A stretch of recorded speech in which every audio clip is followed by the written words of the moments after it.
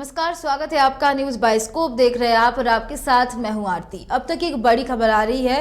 Congress party के झारखंड प्रभारी RPN Singh Congress छोड़ सकते हैं। उनके भाजपा में शामिल होने की संभावना जताई जा रही है। सूत्रों के अनुसार भाजपा उन्हें उत्तर प्रदेश के पडरौना सीट से सपा प्रत्याशी स्वामी प्रसाद मौर्य के खिलाफ विधानसभा चुनाव में उतार सकती है। आपको बता दें, कांग्रेस ने कल ही आरपीएन सिंह को उत्तर प्रदेश के लिए पार्टी का स्टार प्रचारक घोषित किया था और आज उनके पार्टी छोड़ने की खबरें सामने आने लगी।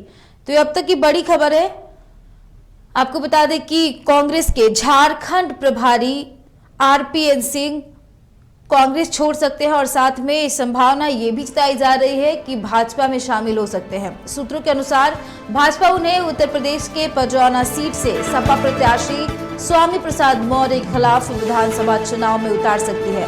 उत्तर प्रदेश विधानसभा चुनाव को लेकर राजनीति सरगर्मी बढ़ गई है और बीजेपी से लेकर कांग्रेस और तमाम पार्टी अपने अपने उम्मीदवार मैदान में उतार रही है और इस वक्त उत्तर प्रदेश चुनाव में कांटे की टक्कर देखने को मिल सकती है। और आपको बता दें, खबर यह भी सामने आ रही है कि सपा प्रत्याशी प्रसाद मौर्य के खिलाफ विधानसभा चुनाव में आरपीएन सिंह को बीजेपी उतार सकती है। आपको बता दें कि कांग्रेस ने कल यानी सोमवार को आरपीएन सिंह को उत्तर प्रदेश के लिए पार्टी का स्टार प्रचारक घोषित किया था और आज उनके पार्टी छोड़ने की खबरें सामने आ रही है। कांग्रेस के लिए ये किसी बड़े झटके से कम नहीं है। और इसी खबर पे अधिक बातचीत के लिए फोन लाइन पे रांची से हमारे सहयोगी मदन जुड़ चुके हैं। मदन, झारखंड प्रभारी कांग्रेस के आरपीएन सिंह की संभावना जताई जा रही है कि वो कांग्रेस छोड़ सकते हैं और साथ ही बीजेपी में शामिल हो सकते हैं।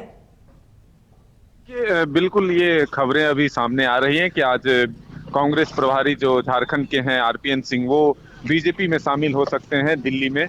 लेकिन इसके कई मायने हैं। आप अगर देखेंगे तो अभी फिलहाल वो उत्तर प्रदेश से आते हैं और उत्तर प्रदेश में अभी चुनाव हो रहे हैं।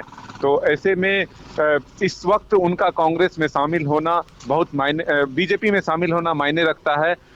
दूसरा मायने ये रखता है कि वो झारखंड के प्रभारी भी हैं। झारखंड में उनका जो है पकड़ कांग्रेस पर ज्यादा है और कांग्रेस को एक सफलता भी उन्होंने दिलाई है। जिस तरह से सीटों के आंकड़े बढ़े झारखंड में, तो इस लिहाज से झारखंड पर क्या कुछ असर पड़ता है ये तो आने वाला वक्त बताएगा। लेकिन फिलहाल उत्तर प्रदेश में कांग्रेस को एक बड़ा झटका लगा है, क्योंकि कांग्रेस में एक बड़े लीडर के तौर पर माने जाते हैं आरपीएन सिंह। अगर हम टॉप के लीडरों में सूची में देखेंगे तो वो टॉप 10 में शामिल होंगे, क्योंकि पूर्व केंद्रीय मंत्री भी हैं, कांग्रेस में अच्छे पोस्ट पर हैं और वो झारखंड प्रभारी भी हैं। तो ऐसे में इस वक्त में कांग्रेस के लिए एक बड़ा झटका है आरपीएन सिंह का कांग्रेस छोड़ के बीजेपी में शामिल होना। तो अब आने वाला वक्त बताएगा कि झारखंड के सियासत पर क्या कुछ इसका भी असर पड़ता है, क्योंकि जो 16 विधायक पहले यहाँ चुनकर आए थे, उनमें से कई विधायक पर आरपीएन सिंह की अच्छी पकड़ है। तो आने वाले दिन में क्या कुछ उलटफेर होता है ये तो वक्त बताएगा, लेकिन इसका सीधा नुकसान कांग्रेस को हो रहा है, चाहे उत्तर प्रदेश के चुनाव को के मद्देनजर रखें या फिर झारखंड की सियासत के नजर से देखें। आरपीएन सिंह के बीजेपी में जाना एक कांग्रेस के लिए बड़ा झटका है। खबर ये भी आ रही है कि उत्तर प्रदेश के पडरौना से सपा प्रत्याशी स्वामी प्रसाद मौर्य के खिलाफ उन्हें बीजेपी उतार सकती है। फिर से अपना सवाल दोहराएं एक बार। मदन, खबर ये भी सामने आ रही है कि उत्तर प्रदेश के पडरौना सीट से सपा प्रत्याशी स्वामी प्रसाद मौर्य के खिलाफ भी बीजेपी उन्हें विधानसभा चुनाव में उतार सकती है। बिल्कुल, देखिए पडरौना से ही वो आते हैं और पडरौना में उनकी अच्छी पकड़ है, तो इसलिए एक सीट से मायने नहीं रखता है। उत्तर प्रदेश के राजनीति में एक बड़ा बदलाव देखने के लिए मिलेगा। अगर बीजेपी में आज आरपीएन सिंह शामिल हो जाते हैं तो कांग्रेस के लिए तो झटका है ही, और चुनावी मैदान में भी वो उतर सकते हैं। तो ये तमाम चीजें अब आने वाला वक्त बताएगा, लेकिन फिलहाल कांग्रेस को एक बड़ा झटका कह सकते हैं, क्योंकि आरपीएन सिंह का एक कांग्रेस में कद था, कांग्रेस के एक अनुभवी नेता हैं आरपीएन सिंह।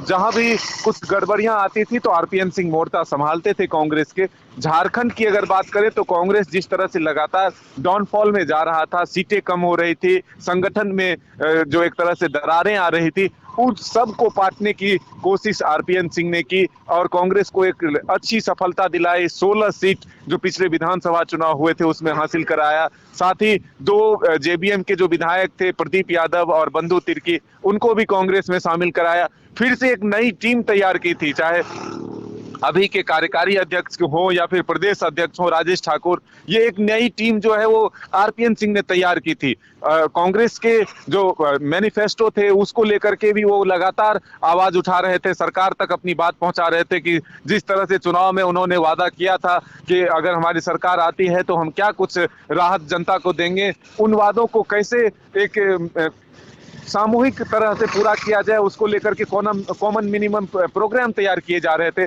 तो इस तरह से हम कह सकते हैं कि कांग्रेस को सिर्फ उत्तर प्रदेश नहीं बल्कि संगठन से लेकर के झारखंड के स्तर पर जो है एक बड़ा झटका है और इसका क्या कुछ नुकसान कांग्रेस को आगे भी उठाना पड़ सकता है, इसका आकलन कर पाना फिलहाल अभी बहुत मुश्किल होगा। लेकिन झारखंड की सियासत पर भी इसका असर पड़ सकता है, ये हम अभी अनुमान लगा सकते हैं, क्योंकि कई नेता हैं कांग्रेस के जो लंबे समय से आरपीएन सिंह के संपर्क में थे और उनकी बातों को वो मानते हैं। तो फिर क्या कुछ अलग तस्वीर देखने के लिए सामने आएगा, इसके लिए थोड़ा हमें इंतजार करना होगा। बहुत शुक्रिया मदन तमाम जानकारियों के लिए। तो हम आपको बता दें कि कांग्रेस पार्टी के झारखंड प्रभारी डॉक्टर आरपीएन सिंह कांग्रेस छोड़ सकते हैं और उनके भाजपा में शामिल होने की संभावना जताई जा रही है।